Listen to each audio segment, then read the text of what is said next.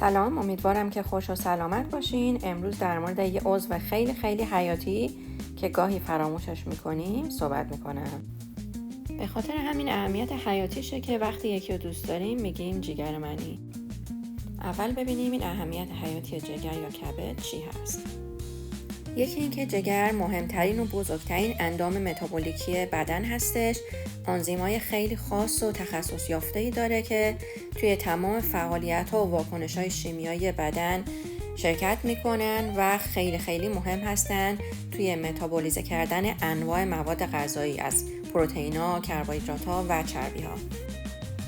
همه مواد غذایی که میخوریم و میرن تو دستگاه گوارش و از دستگاه گوارش جذب میشن توی خون، اول میرن توی کبد. قبل از اینکه وارد گردش خون عمومی بشن و به قلب برسن، اول میرن توی کبد که کنترلشون میکنه، دسته‌بندیشون میکنه، سر و سامونشون میده.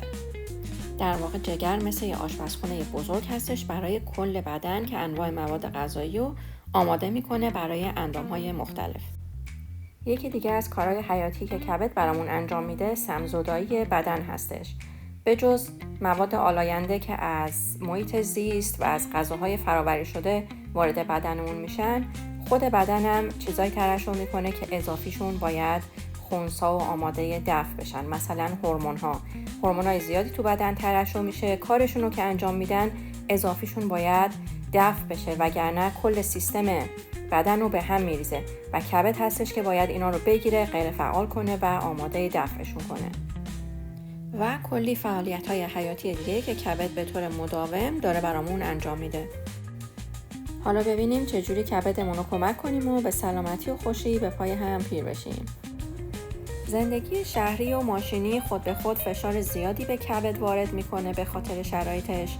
یه راهی که میتونیم کمک کنیم به کبد اینه که مقدار سمی که وارد بدن میشه رو به حداقل برسونیم. مثلا اینکه غذاهای فرآوری شده رو حداقل بخوریم تا جایی که میتونیم پرهیز کنیم، یا اگر میخوریم کم بخوریم، با فاصله بخوریم که کبد وقت استراحت داشته باشه. سعی کنیم میوه ها و سبزیجات ارگانیک استفاده کنیم که مواد شیمیایی کمتر داشته باشن و مصرف شکر و قند رو به حداقل برسونیم، چون همیشه کار اضافه است برای کبد. دیگه اینکه یاد بگیریم میزان استرسمون رو کاهش بدیم با خواب کافی و مناسب، ورزش، مدیتیشن و رفتن به طبیعت. میتونیم استرس ذهنیمون رو تا حد زیادی کنترل کنیم و استرس جسمیمون رو، پکیجی که در واکنش به استرس فعال میشه رو استفاده کنیم. این ویدیو رو من دارم که میتونین گوش بدین و توضیح دادم چجوری. ویدیوی دوم کانال هست در مورد اهمیت مصرف مواد شیمیایی که به خون میریزه هر موقع که استرس میگیریم. اینم 3 تا از بهترین دوستای کبد: سیب، زردچوبه و لیمو. سیب و لیمو هر روز بخورید، زردچوبه هم که تو آشپزیمون زیاد داریم.